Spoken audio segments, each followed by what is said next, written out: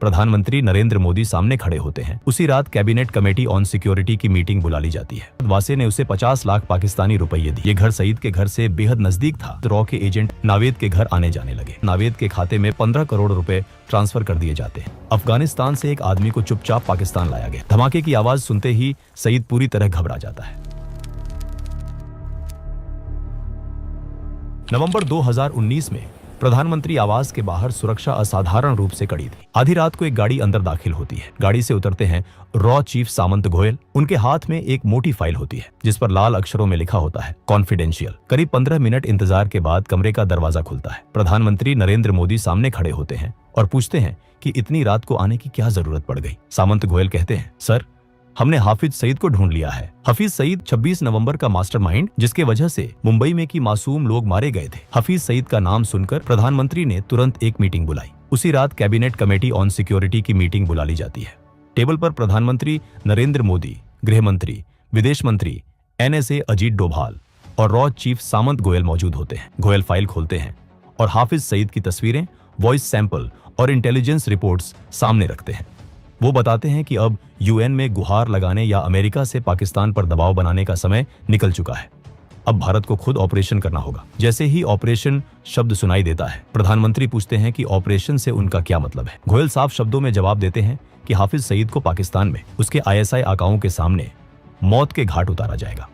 Meeting में बैठे अजीत डोभाल कुछ पल सोचते हैं और फिर कहते हैं कि सईद को मारने का इससे बेहतर मौका शायद दोबारा नहीं मिलेगा। ये कहते हुए वो प्रधानमंत्री की ओर देखते हैं और हल्के से सिर हिला देते हैं। कमरे में फिर सन्नाटा छा जाता है। कुछ सेकंड बाद प्रधानमंत्री मोदी कहते हैं कि ऑपरेशन को आगे बढ़ाया जाए। इसी पर 26/11 के बाद पहली बार एक अधूरी कसम ने आकार लेना शुरू किया। इसी कसम का नाम था ऑपरेशन अलविदा। रॉ के पास सिर्फ एक ठोस जानकारी थी, हफीज सईद की लोकेशन। लेकिन यही जानकारी सबसे बड़ी चुनौती भी थी। सईद को पाकिस्तान की जमीन पर जाकर खत्म करना आसान नहीं था। वो लाहौर के पॉश इलाके जोहार टाउन में रहता था, जहां उसकी सुरक्षा किसी किले से कम नहीं थी। 24 घंटे पाकिस्तान पुलिस की तैनाती, CCTV निगरानी और सीमित आवाजाही। सईद के घर तक पहुंचना लगभग नामुमकिन था। सीधे ऑपरेशन का मतलब था अंतर्राष्ट्रीय संकट। रॉ को समझ आ गया था कि अगर सीधा वार संभव नहीं है तो रास्ता अंदर से बनाना होगा। इसके लिए जरूरी था सईद के घर के बेहद पास एक सुरक्षित और भरोसेमंद लोकल बेस। ऐसा ठिकाना जो शक के दायरे में न आए लेकिन हर गतिविधि पर नजर रख सके। कहानी यहीं से एक अलग मोड़ लेती है। दिसंबर 2019, दुबई। नावेद नाम का एक पाकिस्तानी नागरिक पिछले 6 महीनों से दुबई की एक जेल में बंद था। वजह मामूली थी, एक छोटी सी चोरी। नावेद एक आम आदमी था, कोई आतंकी नहीं, कोई एजेंट नहीं। एक दिन अचानक जेल के दरवाजे खुले। नावेद को बेल मिल गई थी। बेल कराने वाला आदमी था वासे।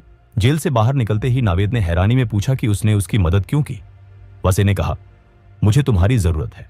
उसने बताया कि उसका कारोबार पाकिस्तान और दुबई दोनों जगह फैला है और उसे एक भरोसेमंद पार्टनर चाहिए। नावेद उलझन में था। वो जानता था कि ये ऑफर असामान्य है, लेकिन पैसों की सख्त जरूरत ने उसकी शंकाओं को दबा दिया। कुछ ही समय बाद वासे ने उसे 50 लाख पाकिस्तानी रुपये दिए। ये रकम नावेद के लिए जिंदगी बदल देने वाली थी। कुछ महीनों बाद नावेद पाकिस्तान लौट आया। यहीं से रॉ की योजना जमीन पर उतरने लगी। एक दिन वासे का फोन आया। निर्देश साफ थे, लाहौर के जौहर टाउन में एक घर किराए पर लेना है। नावेद ने बिना सवाल किए हाउस नंबर 120 किराए पर ले लिया। ये घर सईद के घर से बेहद नजदीक था, इतनी नजदीक कि वहां से उसकी गतिविधियों पर नजर रखना संभव हो सके। नावेद को यह नहीं बताया गया था कि वासे असल में कौन है। सच्चाई ये थी कि वासे रॉ का एजेंट था।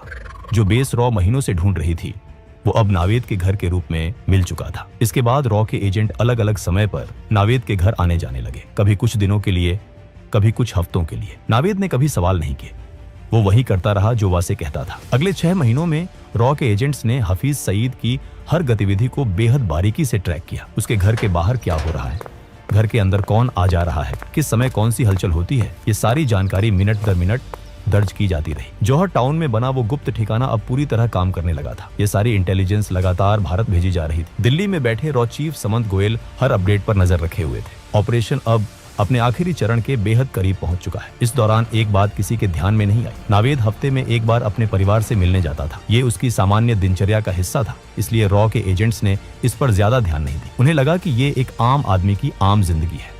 अब प्लानिंग लगभग पूरी हो चुकी थी। लोकेशन, टाइमिंग, सब कुछ तय था। बस एक आखिरी कड़ी बाकी थी। कुछ ही दिनों बाद वासे का नावेद को फोन आया। उसने नावेद को दुबई आने को कहा। वजह नहीं बताई गई। दुबई में दोनों की मुलाकात होती है। बातचीत के दौरान वासे अचानक एक गंभीर सवाल करता है। वो कहता है क्या तुम्हें नहीं लगता कि पाकिस्तान जिन आतंकियों को पनाह देता है वो गलत है? नावेद बेपरवाही से जवाब देता है, इससे हमें क्या फर्क पड़ता है, वो तो हमारे दुश्मन हिंदुस्तानियों को मारते हैं। वासे कुछ पल चुप रहता है, फिर वो कहता है, मैं एक यहूदी के लिए काम करता हूँ। 26/11 हमले में उस यहूदी ने अपना पूरा परिवार खो दिया था। अब वो तुम्हारे पड़ोसी हाफिज सईद को मारना चाहता है। ये सुनते ही नावेद हैरान रह जाता है। उसके लिए ये सब किसी फिल्मी कहानी जैसा था। वासे आगे कहता है, मुझे सईद को मारने में तुम्हारी मदद चाहिए। नावेद को ये बात मजाक लगती है। वो साफ कहता है कि वो इसमें शामिल नहीं होगा, लेकिन वासे उसे एक और ऑफर देता है। अगर वो मदद करता है तो उसे अपने पूरे परिवार के साथ अमेरिका में बसाया जाएगा, साथ ही करोड़ों रुपये भी मिलेंगे। नावेद के सामने अब जिंदगी का सबसे बड़ा फैसला था। एक तरफ डर, दूसरी तरफ पैसों और सुरक्षित भविष्य का लालच। काफी देर सोचने के बाद आखिरकार नावेद हाँ कह देता है। इसके कुछ ही समय बाद नावेद के खाते में 15 करोड़ रुपए ट्रांसफर कर दिए जाते हैं। ये इस बात का संकेत था कि अब पीछे हटने का कोई रास्ता नहीं है। अब ऑपरेशन अलविदा अपने अंतिम मोड़ पर था। कई हफ्तों की गहन सोच विचार और जोखिम के आकलन के बाद रॉ एक निर्णायक नतीजे पर पहुंची। तय हुआ कि हाफिज सईद को कार बम के जरिए निशाना बनाया जाएगा। नावेद के घर में रह रहे रॉ के एजेंट्स ने चुपचाप एक काली टोयोटा कोरोला खरीदी। इसी गाड़ी के भीतर 300 किलो RDX भर दिया गया। पूरा काम इतनी सफाई से किया गया कि किसी को शक तक नहीं हुआ। इस कार को नावेद के घर से कुछ दूरी पर एक अंडर कंस्ट्रक्शन बिल्डिंग में पार्क कर दिया गया। वहां न चौकीदार था न कैमरे। इस कार के बारे में नावेद को बिल्कुल पता नहीं थी। अब रॉ के सामने सबसे बड़ा सवाल था, इस कार को सईद के घर तक कौन ले जाएगा? यह ऐसा काम था जिसमें ड्राइवर का जिंदा लौटना लगभग नामुमकिन था। रॉ को एक ऐसे इंसान की जरूरत थी जो पैसों के बदले अपनी जान देने को तैयार हो। कुछ ही समय बाद अफगानिस्तान से एक आदमी को चुपचाप पाकिस्तान लाया गया। वो बेहद गरीब था, लेकिन एक बात साफ थी, वो मरने से नहीं डरता था। उसे भरोसा दिलाया गया कि ऑपरेशन के बाद उसके परिवार को बड़ी रकम दी जाएगी। अब नावेद के घर में कुल 4 लोग थे, 3 रॉ एजेंट और 1 अफगानिस्तानी। नावेद ने कभी नहीं पूछा कि ये लोग कौन हैं, कहां से आते हैं और क्या करते हैं।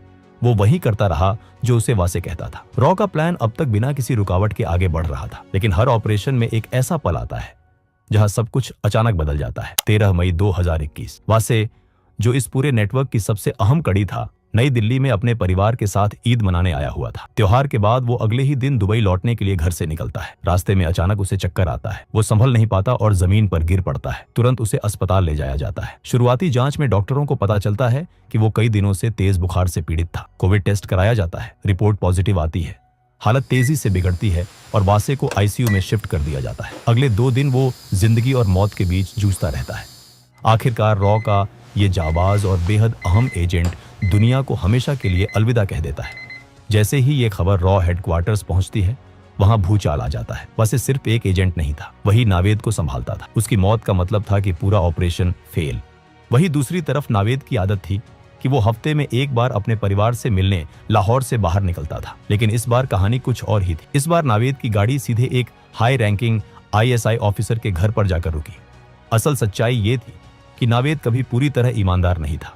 वो शुरू से ही वासे पर शक करता आ रहा था। शुरुआत में ये शक हल्का था, लेकिन जैसे जैसे वक्त बीतता गया, ये शक गहराता चला गया। और जिस दिन वासे ने उसके सामने हफीज सईद को मारने की बात कही, उसी दिन नावेद का शक यकीन में बदल गया। नावेद समझ चुका था कि वो किसी बेहद खतरनाक खेल का हिस्सा बन चुका है। इसी जानकारी को वो चुपचाप पाकिस्तानी एजेंसियों तक पहुंचा देता है। ये खबर बेहद सेंसिटिव थी और इसके असर तुरंत दिखने लगे। रॉ तक जैसे ही ये इनपुट पहुंचता है, हालात पल भर में बदल जाते हैं। एजेंसी बिना एक पल गवाए आदेश देती है कि जौहर टाउन वाले घर से सभी एजेंट्स को तुरंत निकाल लिया जाए। कुछ ही घंटों में वो घर खाली कर दिया जाता है। इसके बाद ISI के लोग उस इलाके की छानबीन करती है, लेकिन उनके हाथ कोई ठोस सबूत नहीं लगता।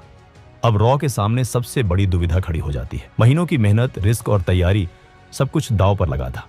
सवाल सिर्फ एक था, क्या ऑपरेशन को आगे बढ़ाया जाए या यहीं रोक दिया जाए। इस गंभीर मुद्दे पर एक बार फिर रॉ की एक अहम मीटिंग होती है। मीटिंग में देश के प्रधानमंत्री नरेंद्र मोदी भी मौजूद होते हैं। आखिरकार फैसला लिया जाता है, ऑपरेशन जारी रहेगा। अब कहानी अपने अंतिम अध्याय में दाखिल होती है। जून 2021, लाहौर, सुबह के ठीक 11 बजे। रॉ के एजेंट्स अफगान युवक को पूरी सावधानी से ISI की नजर से बचाते हुए उस अंडर कंस्ट्रक्शन बिल्डिंग तक लाते हैं। यही वो जगह थी जहां पहले से विस्फोटकों से भरी काली कोरोला गाड़ी खड़ी थी। युवक को एक बार फिर पूरा प्लान विस्तार से समझाया जाता है।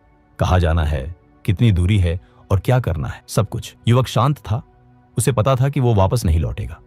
कुछ देर बाद काले रंग की कोरोला गाड़ी आगे बढ़ती है। गाड़ी के अंदर 300 किलो विस्फोटक भरा होता है।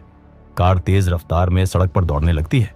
और हाफिज सईद के घर के पास पहुंचती है। सईद के घर से कुछ ही दूरी पहले एक चेक पोस्ट बना हुआ था। वहां खड़े पुलिसकर्मी रोज की तरह ड्यूटी पर थे। अचानक उनकी नजर एक तेज रफ्तार से आती काली कार पर पड़ती है। गाड़ी की रफ्तार सामान्य नहीं थी। पुलिसकर्मी तुरंत हाथ उठाकर गाड़ी को रोकने का इशारा करते हैं, लेकिन इससे पहले कि वो कुछ समझ पाते गाड़ी सीधे बैरिकेड से टकरा जाती है और अगले ही पल एक जोरदार धमाका होता है। धमाके की आवाज पूरे जौहर टाउन में गूंज जाती है। आग और धुएं का गुबार आसमान में उठता है। धमाके की ताकत इतनी ज्यादा होती है कि हाफिज सईद के घर की एंट्रेंस, लोहे का गेट और सामने का ढांचा पूरी तरह उड़ जाता है।